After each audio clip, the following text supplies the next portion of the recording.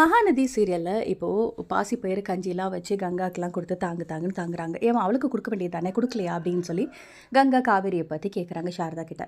நான் என்ன கஞ்சியை ஒழிச்சா வச்சுருக்கேன், அங்கே தானே இருக்குது, எடுத்து குடிக்க வேண்டியது தானே, புள்ளத்தாச்சியே தாங்கலாம், அவளை வந்து தாங்க முடியுமா, நான் போய் வேணா எடுத்து குடி அப்படின்னு. ஏமா இப்படி காவேரியை நீ பேசுகிற, நல்லா இல்லைம்மா அப்படின்னு கங்கா வந்து காவேரிக்கு சப்போர்ட்டாக தான் இருக்காங்க இப்போ வரைக்குமே.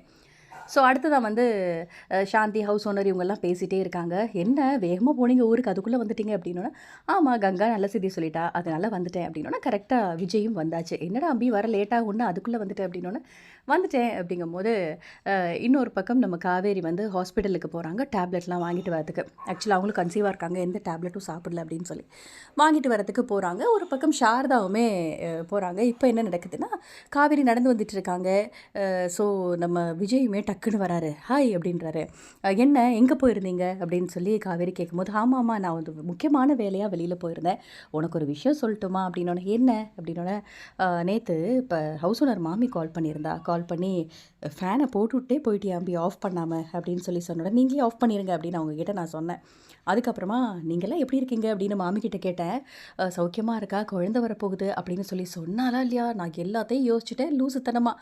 நீ வந்து கோயிலுக்கு வாங்க முக்கியமான விஷயம் பேசணும் அப்படின்னு, வெண்ணிலா விஷயத்தை முடிச்சுட்டு வாங்க பேசணும்னு சொன்னேன். என்னை ஹக் பண்ணிக்க முடியுமா, நீ எமோஷனலாக பேசுனியா, நான் என்ன தெரியுமா நினச்சிட்டேன் காவேரி ஒரு நிமிஷம் அப்படின்னோடனே, என்ன நினச்சிங்க சொல்லுங்கள் அப்படின்ன உடனே, நீ திட்ட கூட செய்வ, ஆனால் இதை கொஞ்சம் ஸ்மைலோடு எடுத்துக்கோ, நீ தான் கன்சீவாக இருக்க அப்படின்னு நான் தப்பாக நினச்சிட்டேன் காவேரி, தயவுசெய்து தப்பாக நினைக்காத அப்படின்னோடனே, ஓ அப்படியா சரி சரி, அப்போது நான் கன்சீவாக இருந்தால் என்னங்க பண்ணுவீங்க அப்படின்னு சொல்லி கேட்கும்போது, உள்ளங்கையில் வச்சு உன்னை தாங்குன்னு தாங்கிட மாட்டேனா, அது மட்டும் உண்மையாக இருந்துச்சுன்னா அப்படின்னு சொல்லி ஒரு பக்கம் வந்து விஜய் சொல்கிறாரு. காவேரிக்குள்ளுக்குள்ள ஒரு மாதிரி இருக்குது. சரி கையில் என்ன மாத்திரை மாதிரி இருக்குது, உனக்கு எதுவும் பிரச்சனையா, ஜுரமா கூட, அது என்ன மாத்திரைன்னு பார்க்கணும் அப்படின்னா, ஐயோ நான் இது என் அக்காக்காக வாங்கிட்டு போயிட்டுருக்கேன் அப்படின்னு இப்போ கூட காவேரி வந்து எல்லா விஷயத்தையும் மறைக்கணும் அப்படின்னு தான் நினைக்கிறாங்க.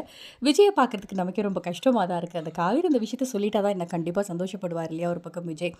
ஸோ அடுத்ததாக பேசிகிட்டே இருக்கும்போது இந்த பக்கம் காவேரி என்ன பண்ணுற அப்படின்னு சாரதா கத்தணும். ஐயோ எங்கள் அம்மா கத்துறாங்க அப்படின்னு. ஏன்ட்டு இன்னுமாடி அம்மாவுக்கு பயந்துட்டுருக்க அப்படின்னு விஜய் சொல்ல, அதெல்லாம் தெரியாது எங்கள் அம்மா கூப்பிட்றாங்க நான் போகணும் அப்படின்னு காவேரி ஓடி போகிறாங்க. இன்னுமேயும் நீ வந்து அந்த பையனோட போய் சேர்ந்து வாழணும் அப்படின்னா தயவு செய்து போய் வாழ்ந்துரு.